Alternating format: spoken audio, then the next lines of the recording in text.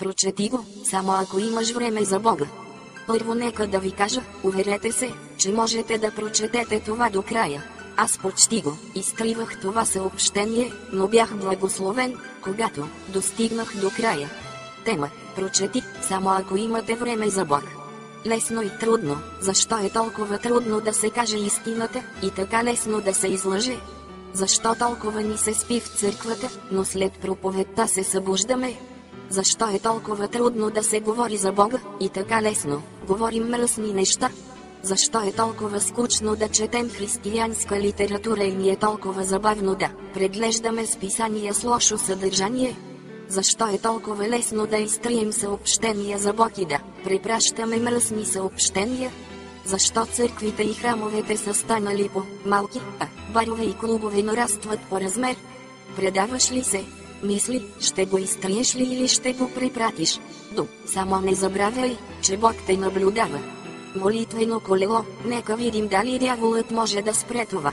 Значението на молитвеното колело е, когато получите това съобщение, да се молите за човека, който ви го е изпратил. Това е всичко, което трябва да направиш. Няма прикачени файлове и т.н. Това е много мощно. Ще те помоля, не спирай това колело. От всички възможни подаръци молитвата е най-добрата. Тя не струва нищо и носи прекрасни награди. Нека Бог да ви благослови и да ви пази. Ако това не успее трогне човек, нищо няма. Това послание е истинно. Надявам се, че ще бъдете благословени, като мен, след като прочетете следната история. И все пак аз се чудя колко много хора изтриват това съобщение само като прочетат заглавието. Един ден Сатана и Исус разговаряха. Сатана беше се върнал от Едемската градина и се смееше с пренебрежение, казвайки: да, Господи, току-що се преумножиха моите последователи там на земята, устроих им капан, използвах стръв, на която не могат да устоят, всички се хванаха. Какво ще правиш с тях? Попита Исус. Аз ще се забавлявам с тях, отговори Сатана. Ще ги науча да се женят и развеждат, и как да се мразят, да злоупотребяват и да се обиждат, и разбира се да пият и пушат. Ще ги науча да измислят пистолети и бомби, за да се унищожат взаимно.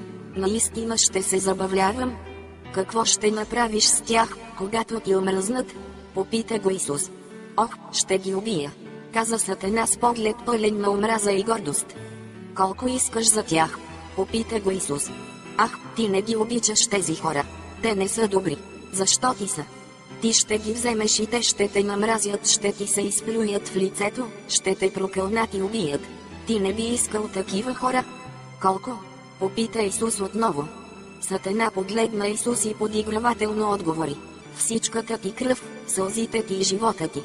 Исус каза: готово. И така той плати исканата цена. Бележка.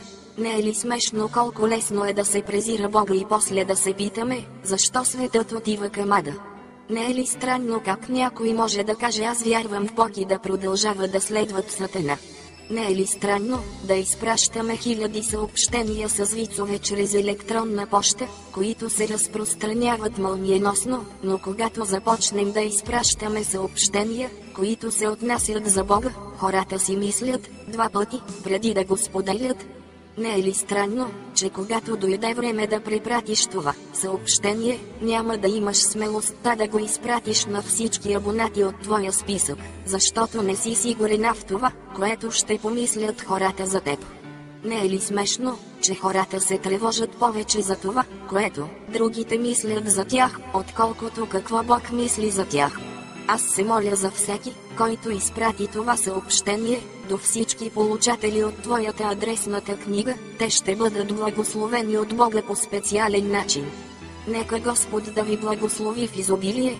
Аз изпращам това съобщение, защото аз не се срамувам от Христос и искам всички да знаят, че аз обичам с цялото си сърце онзи, който умря за мен на кръста.